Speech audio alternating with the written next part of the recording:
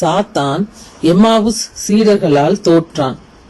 ஏனென்றால் எங்களோடு தங்கும் என்ற வார்த்தைக்கு இரு பொருள்கள் உள்ளன. முதல் பொருள் எல்லோரும் அறிந்த பொருளே. அது என்னவென்றால் எங்களோடு சத்திரத்தில் தங்கும் என்பதாகும். இரண்டாவது விதமான பொருள் என்னவென்றால் மறைப்பொருளின் விளக்கங்களை கேட்டறிந்த ஒருவர் நற்கருணை நம்பிக்கையை எவ்வாறு புரிந்து கொள்வார்கள் என்றால், நற்கருணை புசிக்கும் போதெல்லாம் ஆண்டவர் இயேசு நம்மோடு தங்குகிறார், அதாவது நம்மோடு பிரசன்னமாகுகிறார் என்று புரிந்து கொள்வார்கள். எனவே மறைநூல் விளக்கம் பெற்ற எம்மாவுஸ் சீடர்களும் நற்கருணையை தான் கேட்கிறார்கள் என்று சாத்தானிடம் ஆண்டவர் இயேசு எடுத்துரைத்து அந்த சத்திரத்தில் புதிய உடன்படிக்கையின் முதல் திருப்பலியை நிறைவேற்றுகிறார்.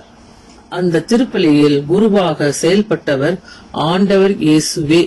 இதே ஆண்டவர் இயேசு குருவாக மட்டுமில்லாமல் பலிப்பொருளாகவும் இருக்க வேண்டும். அது சாத்தியக்கூறா என்றால் அது சாத்தியக்கூறுதான் என்பதை காட்டுவதற்காக அந்த குரு அப்பத்தை பிட்டு அந்த சீடர்களுக்கு கொடுக்கும் பொழுது தான் அப்பமாக மாறிவிட்டதை காட்ட இரண்டாக பிரிந்து அப்பத்தில் மறைந்து விடுகிறார். இவ்வாறு மறைந்ததை அந்த சீடர்கள் பார்த்த பின்புதான் ஆண்டவர் இயேசு வழியெல்லாம் தங்களுக்கு விளக்கம் அளித்து வந்த அனைத்தும் முற்றிலும் உண்மை என்று புரிந்தது. எனவே அதுவரை அவர்கள் கண்களுக்கு புரியாமல் இருந்தது இயேசு அப்பமாக மறைந்ததும் முற்றிலும் புரிந்துவிட்டது. எனவே இதை விளக்குவதற்காக எம்மாவுஸ் சீடர்கள் அப்போஸ்தலருக்கு இந்த செய்தியை சொல்ல விரைந்து ஓடினார்கள். இந்த செய்தி அப்போஸ்தலருக்கு நம்ப முடியாததாக இருந்தது. ஏன் நம்ப முடியாததாக இருந்தது என்றால், இயேசு உயிர் பெற்று எழுந்தார் என்பது நம்ப முடியாததாக இருந்ததா? இல்லை.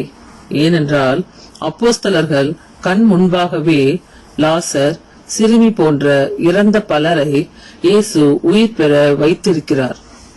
பிறருக்கே இறந்த பின் உயிர் தரும் வல்லமை பெற்ற ஒருவர் தன்னையே இறந்த பின் உயிர் பெற செய்வது என்பது அவர்களுக்கு நம்ப முடியாத செயல் அல்ல.